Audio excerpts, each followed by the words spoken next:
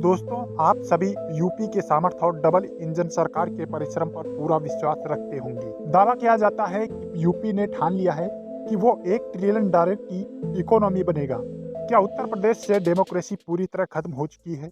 यह काफ़ी बड़ा सीरियस सवाल है। हालांकि देश के सभी राजनीतिक दल से कहूँगा कि राजनीति छोड़िए और यूपी से सीखिए। और आप कितने $1 ट्रिलियन की इकोनॉमी अपने राज्य को बनाएंगे? देश तभी आगे बढ़ेगा जब यूपी की तरह हर राज्य बड़े सपने और संकल्प लेकर चल पड़ेगा।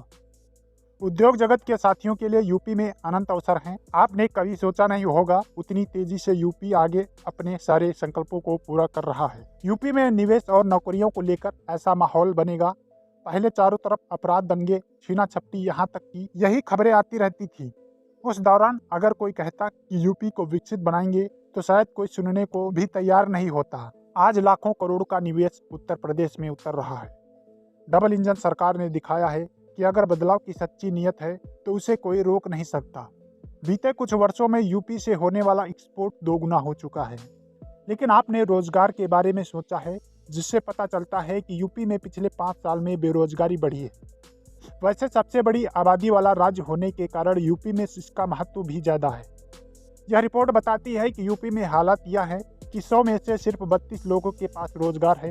ये 100 वो लोग हैं जो काम करते हैं या चाहते हैं और वर्किंग एज पॉपुलेशन में आते हैं। चुनावी मौसम में नेताओं को वादे याद दिलाने के लिए युवा जहां धरना प्रदर्शन करते रहते हैं, कहीं मुद्दा लंबित परीक्षा नतीजों का है तो कहीं खाली पड़े पदों को भरने का। कुल मांग एक अदद रोजगार की है। इसके बाद अगर सरकार भर्तियां निकालती भी है तो कहीं पेपर लीक तो कहीं अदालत पचड़े बताती है।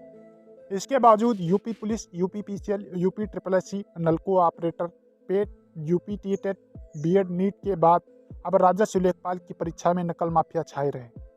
आखिर कब तक संगठित रूप से संचालित शिक्षा माफिया युवाओं के भविष्य के साथ खिलवाड़ करता रहेगा? ये सवाल यूं ही नहीं है। दरअसल परीक्षाओं के पेपर लीक होने के पीछे सबसे बड़ी वजह है नकल माफिया और अधिकारियों के बीच साठगांठ। परीक्षा केंद्रों में पेपर लीक होने की संभावना बहुत कम होती है क्योंकि पेपर सीलबंद पैकेट में आते हैं और बड़े अधिकारियों की निगरानी में होते हैं। सरकारी प्रिंटिंग प्रेस, परीक्षा में लगी एजेंसियों और कुछ बड़े अधिकारियों की मिलीभगत से ही संभव हो पाता है। पेपर लीक होने की यह कोई पहली घटना नहीं है। अभी हफ्ते भर पहले 11 फरवरी को ARO का पर्चा लीक हो गया था। पिछले 7 वर्षों में 70 से ज़्यादा पेपर लीक हो चुके हैं। यह बात भी समझने की जरूरत है कि पर्चा लीक या धांधली आम छात्रों के बस की बात नहीं है। सच्चाई यह है कि बिना नेताओं, अधिकारियों, शिक्षा माफियाओं की मिलीभगत के इस तरह का कोई भ्रष्टाचार तंत्र पनप ही नहीं सकता। योगी आदित्यनाथ के सत्ता संभालने के बाद से दर्जन भर बड़ी परीक्षाओं का पेपर लीक हो चुका है। एक सर्वे में सामने आया है कि यूपी में 29.72 लाख से अधिक बेरोजगारों को नौकरी की तलाश है। इन बेरोजगारों में 19.34 लाख से 20 से 24 साल के हैं। फार्म के नाम पर करोड़ों रुपए खर्च करने वाले बेरोजगार बार बार पेपर लीक होने से हताश हैं, निराश हैं। इन भर्तियों की परीक्षाओं में कितनी पारदर्शिता होनी चाहिए, हमें नीचे कमेंट बॉक्स में लिखकर जरूर बताएं। वीडियो अगर पसंद आई तो वीडियो को लाइक और शेयर जरूर कर दें।